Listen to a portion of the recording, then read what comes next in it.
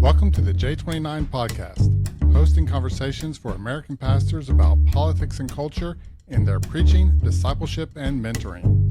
Visit j29coalition.com for more information.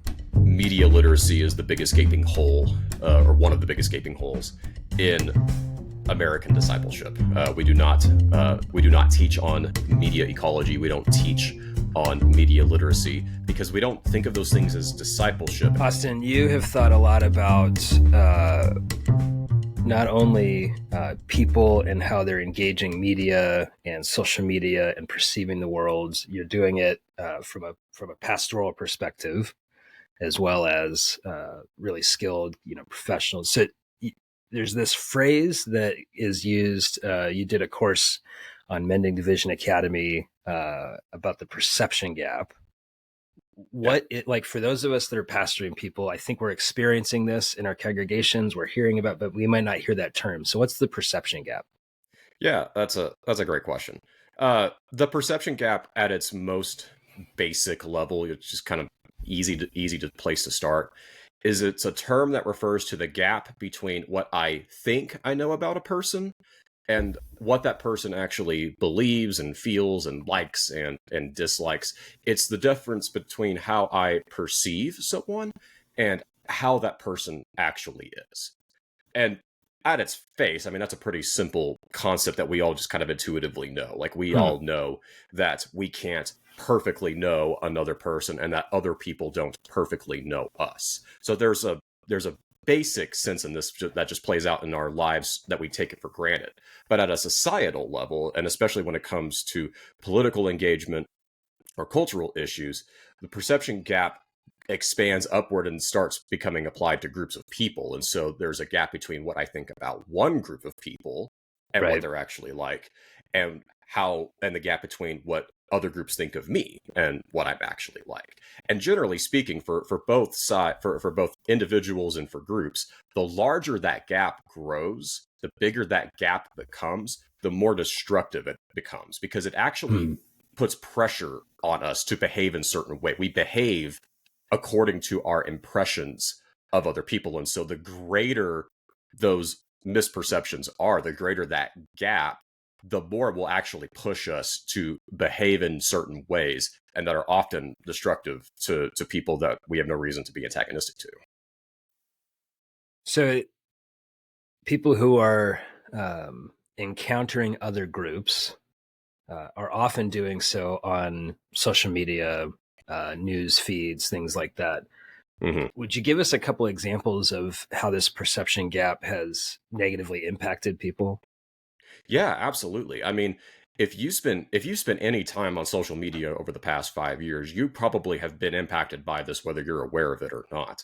The way that social media is designed to function, it's designed to give us very small snippets or very small pieces of information about a wide variety of topics. I mean, my own personal social media feeds cover everything from politics to church news to sports to video games and so many things in between. And I don't have time to do a deep dive on each and every one of those subjects. I'm only getting surface level snippets of things. And when you do surface level snippets, you tend to bulk things together. So you tend to use shorthand or buzzwords or other lingo to try to get as much information in as possible. And the problem is that you get just enough information to have an opinion about something, but you very rarely or very seldomly do a deep dive to get the full picture, just because you don't have time to do that for everything.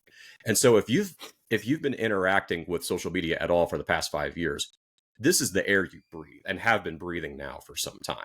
You may know a lot about a great number of things, but the amount that you actually know about them is usually pretty little. And yet that's influencing your beliefs and behavior all the same. Yeah, I'm thinking back to seminary for me, where I'd read books from people who were in a theological camp that was one that I would have identified with at the time. And they were telling me about how bad those people in that theology camp are. And, there would be sections of the curriculum where it was like, here are theologies to avoid. And there would be kind of this list of, here's all the bad words for them. And then, you pick up one of their books sooner or later, and you're like, wait, I think they love Jesus too, and it doesn't Yeah. seem like all the bad stuff that I learned from someone who's just like me Yeah. was true about somebody who's not like me.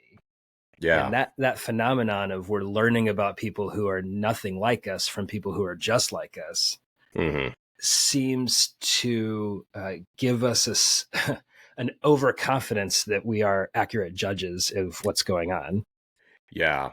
Yeah. There's something to be said about the way that the perception gap hijacks our ability to do good faith debate and good faith criticism well, because one of the most insidious things about the perception gap is that sometimes the snippets of things we believe about other people may have some truth in them. Like there may be some accuracy in the small amount that we know about another person or another group, but it's just incomplete. We have to set that thing in a much more comprehensive context. And as someone who's a theology nut, just the bookshelves behind me, like I love good faith disagreement and discussion, but that can only really happen when you are moving beyond initial first impressions of what other people may believe to get into the weeds of what they actually believe.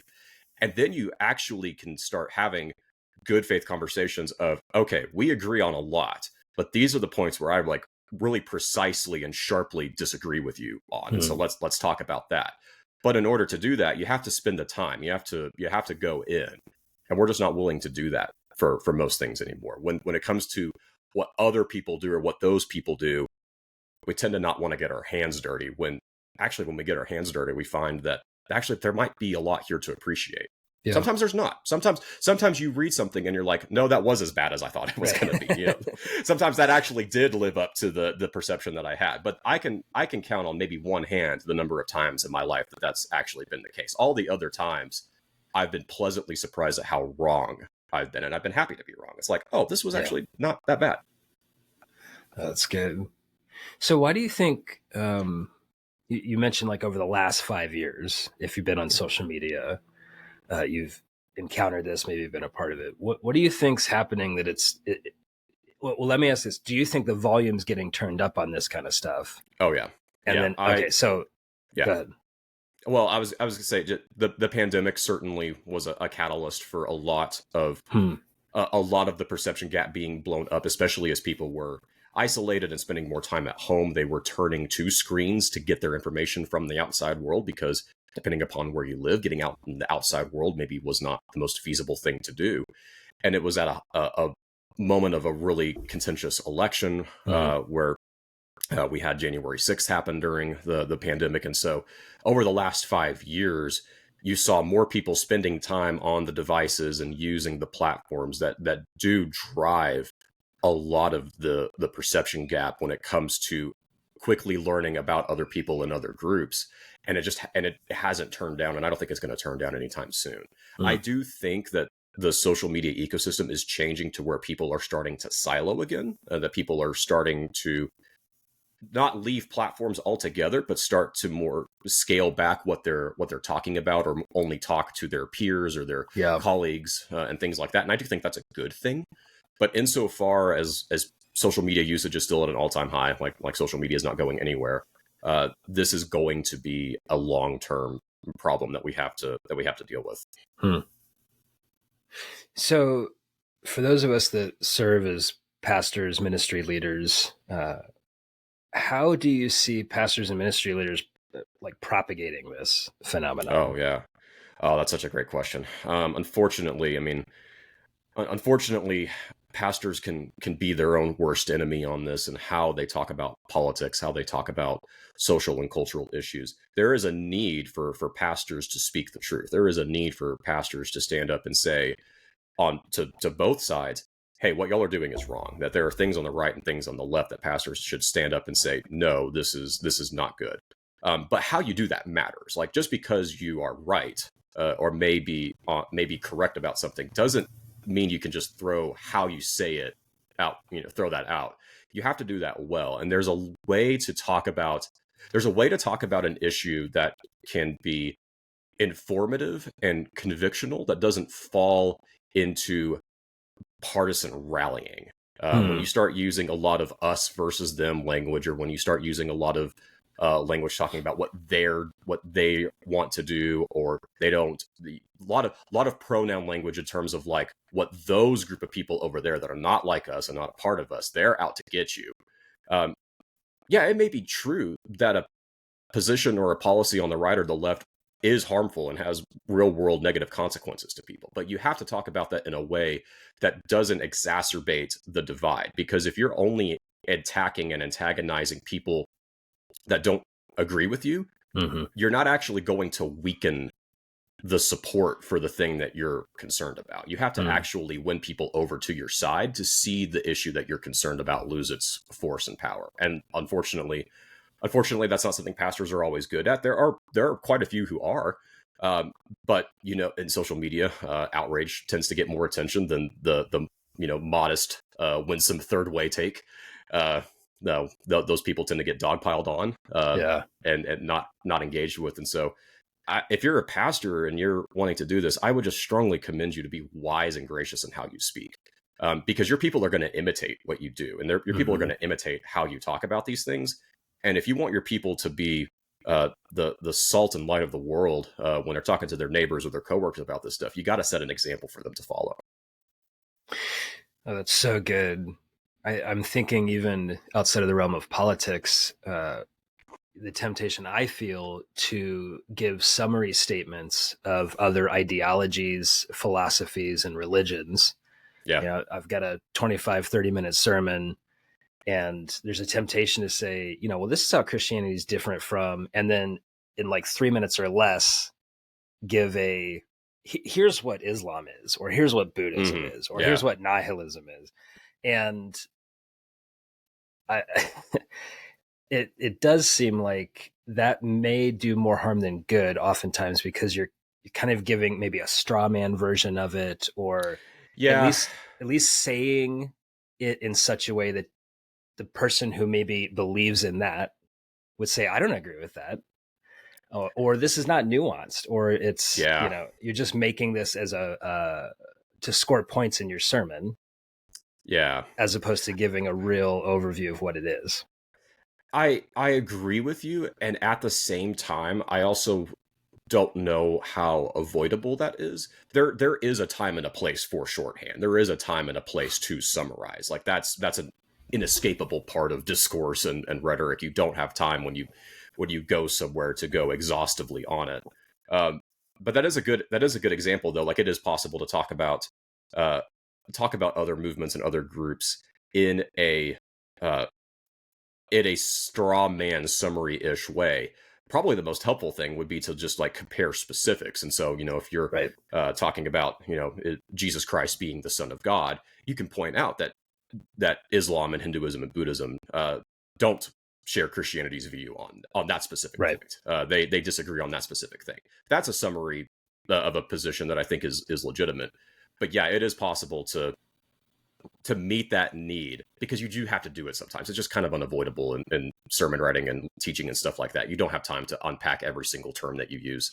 But there is a way to do it that is meant more for division than understanding, for sure. Yeah. Yeah. And I think condensing, summarizing when you know what you're talking about is really helpful. It's when you don't know what you're talking about, and you're doing is simply repeating summary statements that you picked up from somebody else as if you know what you're talking about. Yep, that's right. I think that further the chasm between perception and reality. How many stories have we heard from people who are like, oh, and then I met my Muslim neighbor, and they're not, eating children or something, some story like that. And you're like, where did you get that idea? And it's, they learned about them from people who were just giving sometimes, malinformed summary statements about what people they are. Yeah. And the goal with the perception gap, I mean, one of the things we talk about, a gap like this is we immediately feel this impulse that we need to try to close it and solve it. And one of the hard truths we got to accept here is that we're never going to fully close the perception gap. Like we're never going to reach a point this side of eternity where our understanding of one another and other people's understanding of us is perfect and complete. That's just not going to happen. But knowing that this is a dynamic, knowing that this is a cultural force is more than half the battle. That's most of the battle. As long as you can see that at play and recognize that dynamic at work, you can work to address it and you can work to counteract it, even if you can't completely close that gap all the way. I think we talk about stuff like this in the hopes of like, this is something that we can solve and we got to try to solve. And there are just some things that are just not fully solvable in this life. And the perception gap is definitely one of them. How do you think humility plays into this? Oh, man. Humility is one of the cardinal virtues of the Christian faith for a reason. Like St. Augustine said, the three most important Christian virtues are humility, humility, and humility. And so, yeah, humility is extremely important. You have to be humble enough to be courageous. Like people have an impression that like humility is the same thing as timidity or cowardice, and that's just not true. If anything, humility is the basis for courage. I said humidity. I meant humility. Humility is the basis for courage. You are in Texas, so I feel like I am but I'm in the dry part of Texas. I'm in the part of Texas that is not humid, and it's wonderful. Y'all should move up to the Texas Panhandle because it is not wet all the time. It's wonderful. But no, humility is the basis for courage, and you have to have the courage to ask good questions and to ask good questions with a genuine desire to understand.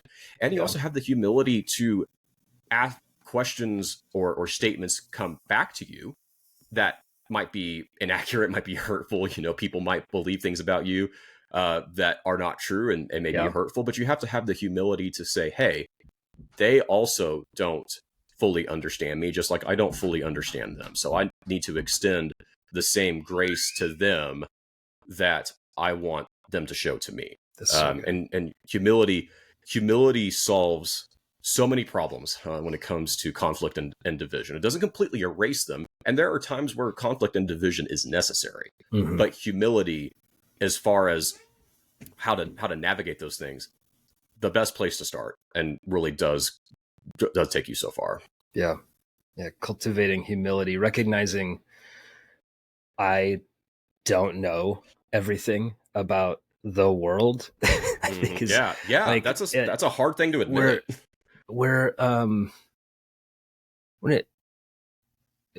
Austin, I want you to pastor me here. Okay. I have this phenomenon where it seems like something has happened in the world.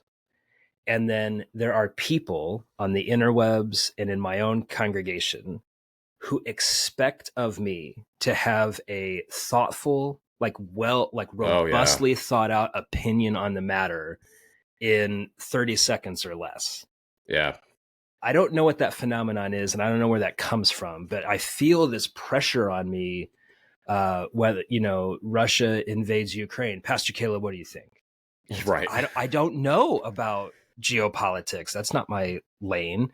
Or something's happening right now at the CDC with something or other. And I don't know. But I'm feeling this pressure from my congregation, from my community to and I don't know if it's authoritatively, but like speak with an opinion or conviction on a matter. And Austin, sometimes I don't know, or I don't really have a lot of margin space to go learn about it to form an opinion. So what should I do, Pastor Austin? Help me. Well, man, to give you credit, you've done the best thing you can do in situations like that, and that's you've got the phrase "I don't know" on the tip of your tongue, ready to go, and that's not something you're ashamed about saying. And the youth ministry that I serve over, we do a weekly text in Q&A every night. Students can text us in questions based on the lesson, and for all of the leaders that participate in the Q&A, the one thing that we really drill them on is that if you get asked a question and you don't know the answer to, the best thing you can say is, I don't know. And then the second thing is, depending upon what the question is, to say, I don't know, let's go find out together. Like, let's take a look at this together. Now, you can't do that for everything. You can't do that for every single subject under the sun. There are some things that we're just going to have just pure blindness on. Like, I'm not a geopolitical expert either. Like, I don't know half about the Russian-Ukraine war as I would like to know. But it's okay to say, hey, there's a lot of stuff that I just don't know. And to do justice on this. I'm not going to have time to do it. But then I think what you can do, we can learn a lesson from our mutual friend Selfton Delmer, and start asking questions about like why are you interested in this? Like, what is it about this event? What is it about this story that is interesting to you? What's motivating you there? Because we can talk about motivations and we can talk about the things that drive us without having to have exhaustive knowledge on a particular situation, because we're often motivated by very similar things. And maybe we're motivated by anxiety. Maybe we're motivated by fear. Maybe we're motivated just by any number of things. But when we don't know the full facts of something that's happened in the news or in the world, we can go beyond the story to go to something underneath the surface of why are you interested in this? Like, is it connected to your job? Is it connected to your family? Is it connected to something that personally keeps you up at night? We can have a conversation about that, and that can take us somewhere. Oh, that's good. I'm also thinking about our congregations, and for those of us listening, the people that we serve. How can we help them? So we're gonna help by modeling. There is a perception gap, and I have a gap. And here's how I'm trying to cultivate humility in that space. What are some other ways that we can help our congregation as they're being like discipled, sometimes daily, hourly, by social media, news outlets, media outlets, that they should fill the perception gap with the quote unquote truth that they're being sold by by someone who wants to make money, frankly. How can we help them cultivate wisdom in navigating that space? That's such a great question. I've been of the pretty firm opinion for the past several years now that media literacy is the biggest gaping hole, or one of the biggest gaping holes in American discipleship. We do not teach on media ecology. We don't teach on media literacy because we don't think of those things as discipleship. And yet how we engage with media, how we consume media, how we engage with others who are engaging with media is a discipleship issue. And it's a discipleship issue that needs to be treated with the same level of severity as marriage, like discipleship on marriage and discipleship on finances. Because when marriages in the church fall apart, the whole church feels it. When finances in the church fall apart, the whole church feels it. And when people are not discipled in their smartphone usage or their media consumption habits, the whole church feels it. It's something that really does impact the entire church, and we don't teach on it. And that was actually something in creating Mending Division Academy and putting this course and all these other courses together, is like we were trying to move the needle on that, just because there's not much out there for churches on this subject. Wow. There's very little out there that's for churches, written by Christians, for Christians, that can speak to pastors and leaders on how to disciple their people in these subjects. There's plenty of stuff in the secular world and the academic world, but they will address things that either churches don't agree with or are not exactly relevant for churches. There's a need for a Christian conversation about these things.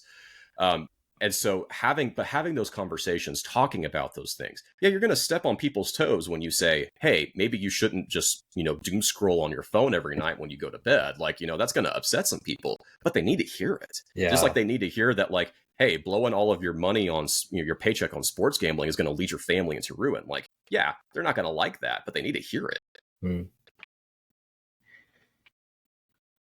So if I'm understanding correctly, so please correct me if I'm wrong, it's the same level of thoughtfulness that we're giving to discipleship around practical life issues like cultivating healthy marriage, parenting children, money matters, financial stewardship class. These are real practical, like, here's some biblical wisdom for shaping your quote unquote day-to-day life. You're inviting us to put that same level of energy, maybe even more in this season, into how do you use your phones? How are you consuming entertainment media, quote unquote, like newsertainment media? What's your diet of intake? As it's like, did you ever have like an older person when you were growing up say garbage in, garbage out? Oh, I heard that all the time growing up. Yeah, me too. And I'm just wondering, there's some wisdom in that we Yeah. can help cultivate in our people. Usually for me, Austin, they meant like heavy metal music and the Terminator. Oh, yeah.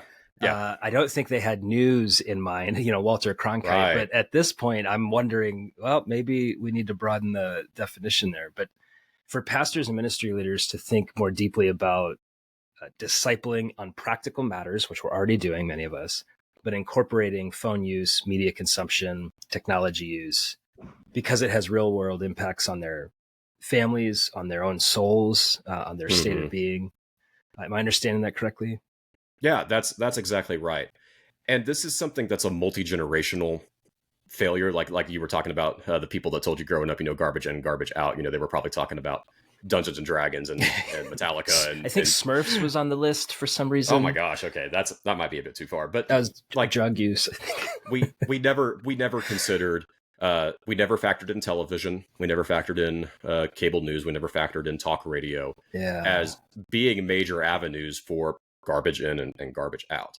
And what can challenge this too is that depending upon the profession or vocation that you're in, you might be required to be exposed to more garbage than the average person. I just left my role as the social media manager of the Gospel Coalition, and for the past 2 years, it was my job to stare into the void and to know what was happening in the void. It came with the territory. I wouldn't be doing my job if I wouldn't be doing my job if I didn't know about the stuff that was going on in those spaces, especially X, just because of how many of TGC's people were there. So some people have a higher garbage requirement than others, just by virtue of what they do. If you work in politics, if you work in media, you're going to be exposed to more things that the average person may not see. But are you piling on top of that? Like, are you adding more to that that's unnecessary? Yeah. One of the things I started doing just this year was whenever I was done for the day, I have a device called a brick, and I would brick my phone so that when I was done with work for the day, I can't get on any of our social media apps. I was literally like clocking out of my phone basically. Just because I was staring at Twitter feeds for 5 hours doing research or something. It's like, I'm going to spend time with my family. I don't need any more garbage in my brain. I need to go spend time with my family and let my son see his dad not glued to his phone all the time. Yeah. And so there is a wisdom issue in terms of like, there's not one size fits all rules for everything. And there are some people that are going to need specific wisdom on how to navigate that relative to what God has called them to do. But you at least need to have those conversations. And right now, those conversations just aren't happening at all. I'm thinking about not only like the spiritual disciplines and spiritual formation and rhythms of prayer and rhythms of fasting and rhythms of, contemplation and meditation on scripture, even just how the access to all this stuff in my pocket at all times impedes even like spiritual formation practices. And what I hear you saying, even that your illustration with the brick, the thing that I think made it so you couldn't use your phone, that's a spiritual practice in fasting or abstinence. Yes. I'm gonna choose to abstain from this for this amount of time, for my own soul, for my connection with my family, for my connection with God, whatever it might be. Yeah. And I love what you're saying here, because it's not saying, well, this thing is inherently evil. There are good uses of it. Right. I'm going to use an illustration that maybe our Baptist friends might not like, but if you've got like bourbon on the shelf, and it's like in a cabinet, and you think to yourself at 10 a.m., I think I'll have a bourbon. There's like 15 steps between that fleeting thought and the bottle that you get an invitation to be like, you know what, actually, no, I'm not going to do that. It's an unwise. But if there's a flask in your pocket, it's going in the coffee, right? You're not 15 steps anymore. You're 5 seconds. You're 5 seconds away at that point. Yeah, just that separation to give us time to make a wiser decision can be a discipline we can invite people into as we're thinking about phone usage or social media usage. Yeah, and I'll just say that for the first time in 10 years, because I've been working in social media for almost a decade now, For the first time in 10 years, now that I don't have a social media role, I'm taking the month off social media. Yeah. I haven't been able to do that since I was in college. And I will say, you think you're going to lose. You think it's going to be the death of you. You think you're going to miss out on so much. But once you get a couple of days into it, you realize just how little you care. You Wow. I can feel the stress, the anxiety, the concern not completely go away, but just radically diminish. Yeah. And so if you're concerned about your mental health in any way, shape, or form, and the first thing you're not doing is controlling your phone usage, you're going to hit a wall pretty quickly. The most bang for buck investment you can make in your mental and spiritual health is to really curtail how and what you're using your phone for. Wow. Not at all saying get rid of your phone. Not at all saying get rid of social media. Once October hits, I plan on getting back on and doing some stuff. But you have to understand that you have to set the boundaries and the limits for this thing. Not the other way around. These things cannot have just unfettered, unlimited control of your life, because they will dominate you and they will crush you. And I think we kind of intuit that with like prescription drug usage, alcohol, money. And I hear you giving us an invitation to apply that same level of wisdom and caution to, in this case, phone usage, but social media, screen usage, maybe. Yeah, absolutely. There are far more parallels to our phone usage, to our internet usage and social media usage, to other things that we recognize, like, hey, I can't just go and just drink as much as I want on a night. Like that's going to be terrible for me. Or I can't just eat a full box of cookies. My stomach will regret that later. Like we recognize that we recognize that there are limits that are good for us in other areas of our life. You know, if I have a headache, I'm not going to pop 20 ibuprofens. That will kill me. Like we recognize the goodness of limits in other areas of our life. And we need to recognize the goodness of limits when it comes to anything pertaining to smartphones or social media or the internet. We've never talked about limits in the church really on those things. Or if we have, it's been in a counterproductive way.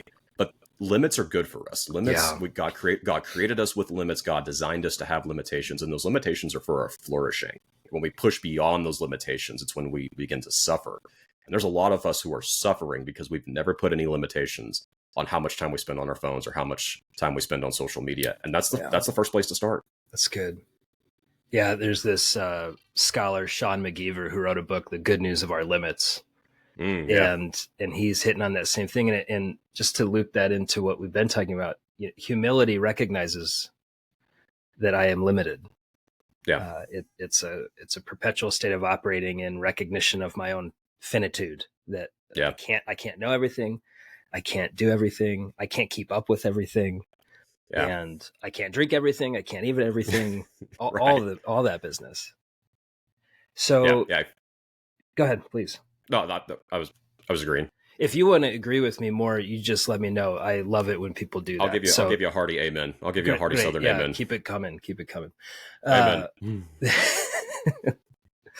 So thinking about moving forward, the algorithmic overlords seem to be getting stronger.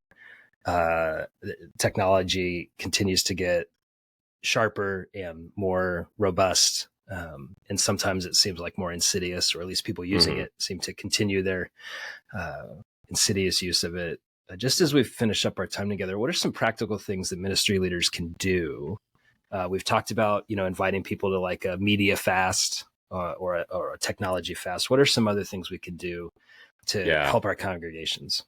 That's such a good question. I think the most important thing that a minister or pastor or teacher could do is pay extra close attention and give extra priority to the things that are live issues in their church and in their communities, and work backwards from that, rather than starting with things that are going on in the national discourse, and letting that set the agenda for what they talk about. Because there are so many pastors and teachers, and I'm guilty of this myself too, to an extent, that we want to know what's going on in the country, want to know what's going on in the culture, and so we keep a really good eye on the national scene, but we are very unaware of what are the live issues that are actually impacting the people that show up at our church.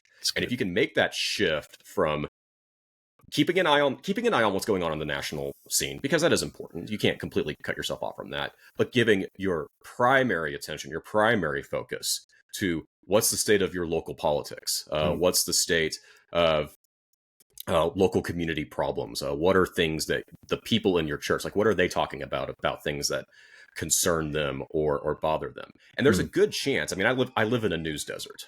There's very little local journalism where I live. We only have national media as our primary news outlets. You might find that a lot of the things that are concerning your people are national level stuff. But then you get the chance to go, okay, well, is this something that's actually impacting us here? Like, is this actually something that materially affects your life, your day-to-day life with your family, your colleagues, right here where you live? Chances are, no, it doesn't. There might be some things that do, but things that are going on in other parts of the country, chances are it's likely not actually impacting your people, and yet your people are concerned about them, and you can talk about them all the same. So keeping a laser focus on what are the things my people are dealing with, and then working backwards from that to what you need to spend your time on, that's probably the most important step you could make. Don't totally cut off the national scene. You can't completely do that, but don't let that passively set your agenda for you, and don't let you be blind to what's going on in the lives of the people around you. That's good. And Austin, you've also created a course with Mending Division Academy, talking specifically about the perception gap. Would you just give us like a quick 30-second overview of what that is and how we can access it? Yeah, that's a great question. I did a course for Mending Division Academy on the perception gap, and we talk about it mostly in the context of social media, but also not in the context of social media. And it's done from the perspective of someone who's very passionate about the gospel, very passionate about how the gospel is the thing that actually closes the perception gap and brings people who are different from each other together under the shared lordship and rule of Christ. And so if you're a pastor and you're wanting to educate your people or train your leaders and Sunday school teachers on this subject, but you want to have a voice from someone that is going to speak to your people as a Christian, as a pastor, that's what I wrote this course for. I wrote it for people like you. I wrote it for people like me, just because there wasn't anything like that out there before me. And so if that's something that you want to train your people on, my course at Mending Division Academy, I'm kind of biased, but I think it's for you. And where can we find it? Yeah, you can find this course at mendingdivisionacademy.com, along with the other courses that exist in Mending Division Academy. And you can also use the code Austin20 to get 20% off my course. These courses are pretty cheap. They're pretty affordable. You pay once, you get them for life, and you can do a lot of different things with them. But if you want to save a little bit of extra money on top of that, you can use the code Austin20 to get 20% off my course as well. Oh, that's so good. Well, Austin, thank you, brother, for being with us, and blessings on you and your ministry, bro. Yeah, thanks, man. It's good talking to you.